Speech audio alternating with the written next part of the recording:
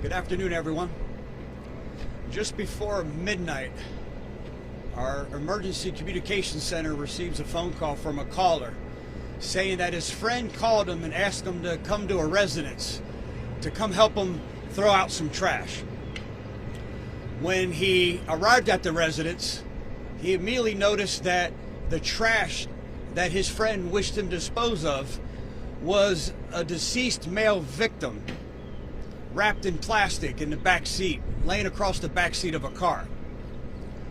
He helped our deputies guide us in here to the 5600 block of Center Street, where the first two responding deputies saw the deceased individual laying in the back seat of the car, and at the same time heard a male and female voice from inside a 8x10 shed, approximately maybe 2 feet, 3 feet from where our homicide victim was located in the vehicle. They bang on the door, ask the subjects to come out, and are met with a lot of profanity, telling the deputies to back off, that he has a hostage. Fearing for the hostage's safety, they grab a crowbar. These deputies are being diligent. They're going in to make sure they can get this hostage, not knowing what's on the other side of that door. Up until the point where this erratic, profanity-filled individual also stated now that he was armed, that he had a gun, that he had a firearm. That at that point, they had to retreat, do a safe distance from the shed, and activate properly our SWAT team and our negotiators.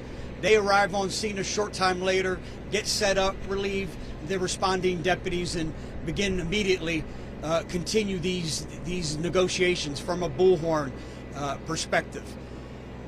During this time, as they're trying to talk to the individual, they can see through a small window above an air condition that this suspect that continues to get more erratic is waving this gun in a threatening manner. Now, what do I mean by a threatening manner? Imagine a thin aluminum shed where probably practically any caliber could go make entry outside of that shed. So not only are the people inside that shed in danger, anyone in close proximity to this armed homicide suspect is in danger too. The caller also tells us at some point that the person responsible for this homicide is inside this shed as well. So we feel confident that our bad guy, our person who now has this poor hostage that's not allowed to leave, is holding her against her will. Matter of fact, that at some point during the negotiations, this 9.5-hour negotiation, where most individuals start to de-escalate, they start to calm down, we start to make some progress in obtaining that peaceful resolution. He was just the opposite. He became even more hostile. He was talking about, I promise I will die here today. I'm not coming out, and I'm not letting the hostage out. I'm going to burn them, except for one. That's my insurance policy. So he was saying that his hostage that he was holding was his insurance policy, and that things will go boom. At some point towards the end of this 9.5-hour negotiation, this very hostile, again, armed homicide suspect reveals himself by the window, and one of our SWAT operators is able to discharge his rifle, striking our suspect one time. At that time, that immediately activates hostage rescue. So the SWAT team immediately makes entry and goes in and is able to remove this hostage to a place where she's now free of any further danger. It's because of this SWAT operator's actions that she is now safe and free from any further harm. Our suspect is Juan Sarmiento. He's 42 years of age, and he's no stranger to law enforcement. He's been arrested on 8 felony charges. One of them, probably the most concerning, is an aggravated assault and aggravated battery with a deadly weapon. He's not new to law enforcement. He was transported to South Bay Hospital immediately after the shooting, our SWAT medics on scene began those life-saving measures, and the paramedics responded, took over, transported him to South Bay Hospital, where I was just recently notified he had succumbed to his injuries. Unlike every other use of deadly force, you have to allow me some leniency here with an exception. I normally tell you who the deputy involved is. I'm going to withhold his name at this point because he is an undercover detective and currently involved in several investigations that I believe releasing his name could place him, his family, in investigation in harm. So I'm going to hold off on releasing his name. The Florida Department of Law Enforcement has just arrived.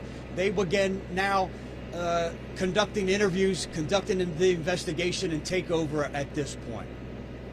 What questions can I try to answer? What was the relationship between the woman and the murder suspect? Yeah, great question. A recently new girlfriend is what we're being told. A recently new relationship.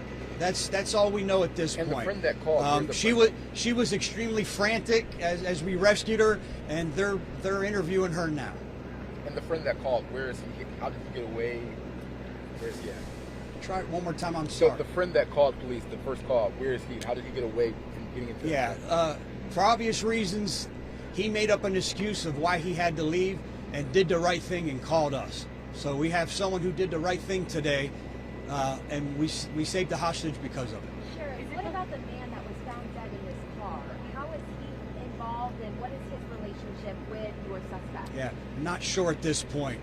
We don't even have him identified. We haven't made entry into the car. That will come with a search warrant, so we will work that part of it, but we don't even know who he is, nonetheless, what the relationship is.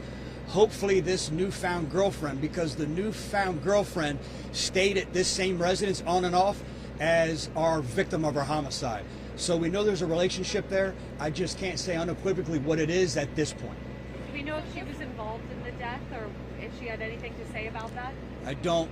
I don't know. I don't know what her involvement was at this point. Again, they're interviewing her now. That will be some information that we'll be able to put out later as we continue this investigation. So just to be clear, the person that called 911 alerting you to this situation was not the new girlfriend that was held hostage? Correct. No. The new girlfriend was the hostage, was indeed the hostage. The other individual who called us and led us to this crime scene was a friend. Again, a friend who was asked to come help me dispose of some trash. Got there, saw that what he wanted him to dispose of is what was a body of a deceased individual, and again, for obvious reasons, backed off, made up an excuse, and contacted us. Did he say when the friend called? Did he tell you guys what he said to him when he got here, or anything of it? You know, in 9.5 hours, you would think that you would get to know someone a little better. He never allowed that opportunity. Again, most people over this time frame would start to de-escalate from mere exhaustion alone. He was just the opposite. He became more hostile all the way to the end. Can you spell Juan's last name for us, please? Yes, I can. Juan Sarmiento. It's Sarmiento. And we'll put that out in a press release that we'll put out here real quick. Where did he get shot? His girlfriend, the woman that was held hostage. How old is she? I don't have that information at this time. How long will this road remain closed here? That's a good question. As long as it takes to properly conduct the investigation at this point. There's some search warrants that have to be obtained once they thoroughly comb all the evidence and everything they can do. Believe me, we know it's a main thoroughfare through White Mama. We'll get it open as expeditiously as possible. And can you speak to this community? Is this something that happens in this area? No, this is a good community. White Mama's become a very good community here in Hillsborough County. This was a surprise to us tonight. The individual involved wasn't, because he's not a person that's new to violence. But here in this neighborhood, violence is new. Thank you, Sheriff. Thank you, everyone. Where did he get shot from? How many shots fired? Yeah. One shot to the upper torso. Was that a difficult shot? Like from the angle, I guess? And all that? I can't tell you. It'd be too preliminary to tell you that. That will all be figured out as we complete the investigation. Thank you, Sheriff. Thank you. Thank you.